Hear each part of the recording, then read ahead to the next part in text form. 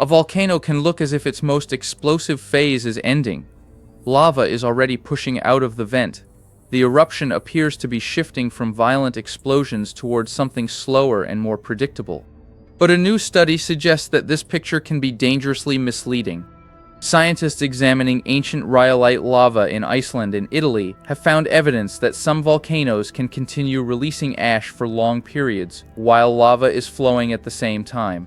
The process may be much more common than scientists previously recognized, and because much of its evidence disappears from the geological record, its hazard may have been systematically underestimated. The discovery centers on a strange volcanic behavior called hybrid explosive effusive activity. Most basic explanations of eruptions divide them into two categories. In an explosive eruption, gas trapped inside magma expands violently, breaking the magma apart and launching ash and pumice into the atmosphere. In an effusive eruption, gas escapes more gradually and lava flows onto the surface. But nature does not always respect that division. During a hybrid eruption, viscous lava can continue emerging from a vent, while ash and gas are being blasted into the atmosphere from the same volcanic system. Scientists have seen this happen directly before. On June 4, 2011, Cordón Caulle in southern Chile began erupting rhyolitic magma. Its initial explosive phase produced an ash column more than 15 kilometers high. Ash spread across enormous distances and disrupted aviation around the southern hemisphere. Then something unusual happened. Lava began flowing, but the explosions did not simply stop. For roughly 10 months, Cordón Caulle continued producing a mixture of lava effusion, ash venting, gas jets, and occasional explosive blasts. Observations later showed ash plumes rising several kilometers while obsidian lava was simultaneously being pushed out of the volcano. That eruption gave volcanologists a rare opportunity to watch hybrid activity in real time. But it also raised a much bigger question.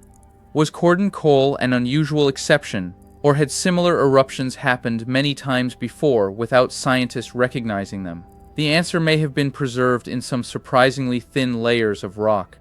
Researchers studying ancient rhyolitic lava flows at Torfajökull in Iceland and Lipari in Italy discovered thin veneers of volcanic ash welded onto fractures in the lava. At first glance, these coatings can look insignificant, but their position tells a story. The ash is attached to cracks and surfaces that formed while the lava was moving and cooling. That means ash was still falling while the lava itself was being emplaced.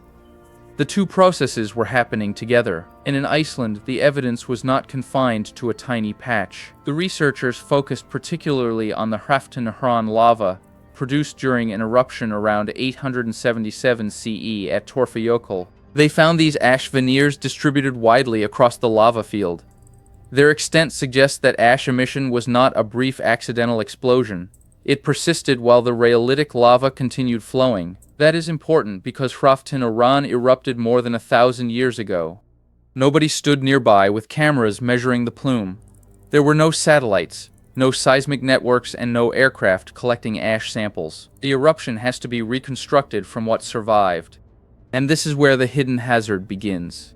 Ash from explosive eruptions can form obvious deposits around a volcano.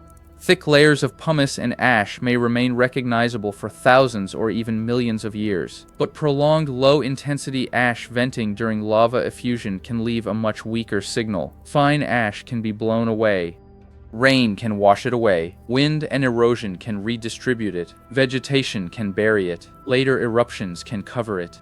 After centuries or millennia, much of the evidence that an eruption spent months producing ash may simply disappear. The thin ash trapped against hot lava fractures can survive because some particles become welded onto the lava itself. In effect, the lava acts like a recording surface. Researchers used those preserved veneers to reconstruct how much ash may have been passing across the lava. They developed a quantitative model of ash capture based on the textures and complexity of the coatings. The conclusion was much larger than the individual deposits. Hybrid explosive effusive behavior may be a common feature of silicic volcanism rather than a rare curiosity. Silicic magma makes this especially significant.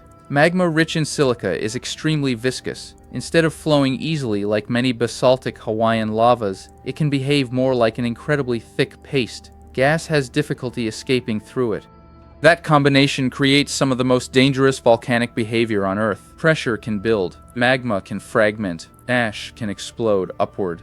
Yet under the right conditions, enough gas can escape that part of the magma remains coherent enough to emerge as lava, and the transition between those behaviors may not be clean. Research from Cordón Caulle showed that ash could escape through networks of cracks and small vents in and around the growing lava. In 2012, scientists observed ash being released nearly continuously from highly fractured lava piles tens of meters across. Individual outlets could switch between steam, ash, and incandescent material within seconds. So imagine the surface of a volcano not as one open pipe but as a fractured lid. Viscous magma is moving upward beneath it. Some material reaches the surface as lava. Gas finds pathways through cracks. Pressure repeatedly breaks parts of the magma apart. Ash escapes through different openings. The result can be a volcano simultaneously behaving as both an explosive and an effusive system. Older models often treated the shift from explosion to lava flow as something closer to a transition from one eruption style to another, but observations at Cordón Caulle challenge that simple sequence.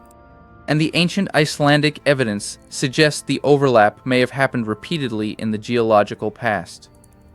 This matters because lava and volcanic ash create very different hazards. A lava flow is generally local. It can destroy buildings, roads, and infrastructure, but its movement is usually limited to the terrain around the volcano.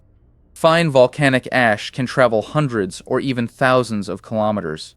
It can damage aircraft engines, contaminate water supplies, reduce visibility, interfere with machinery and electrical systems, damage crops, and create respiratory problems. An eruption does not need to produce a giant Plinian column every day for ash to become disruptive.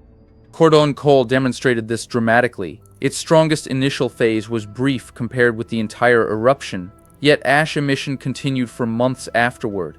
Later plumes were smaller, but they repeatedly created problems far from the vent, and this creates a forecasting problem. Suppose a silicic volcano begins explosively.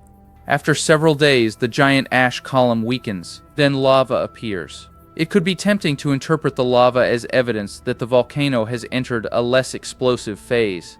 Sometimes that may be true, but the new research suggests lava effusion alone cannot be treated as proof that the ash hazard has ended. A volcano may continue releasing ash through fractured magma and vent structures for weeks or months while lava keeps moving outward. The eruption can look calmer while remaining dangerous to communities and aircraft much farther away.